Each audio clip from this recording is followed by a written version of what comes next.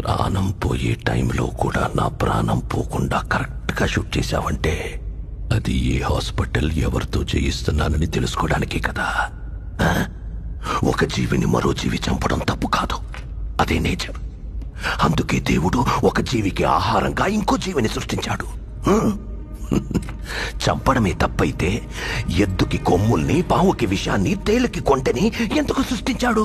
కానీ ఆ కొమ్ముల్ని, విషాన్ని మనుషులకి ఇవ్వలేదుగా. మెదడు, మనిషికి మెదడుంది కదా. బలవంతుడే బతకగలడు. బలహీనులందరూ కలిసి వాళ్ళని వాళ్ళు కాపాడుకోవడానికి చేసుకున్నదే చట్టం. జింకని చంపితే శిక్ష, మేకని చంపితే శిక్ష లేదు. ఏ జింకలు తక్కువగా ఉన్నాయి, మేకలు ఎక్కువగా ఉన్నాయి. ఎక్కువగా ఉండడం మేకలు తప్ప? ఈ భూమి మీద మేకల కంటే ఎక్కువగా మనుషులున్నారు. వాళ్ళని చంపితే తప్పేంటి?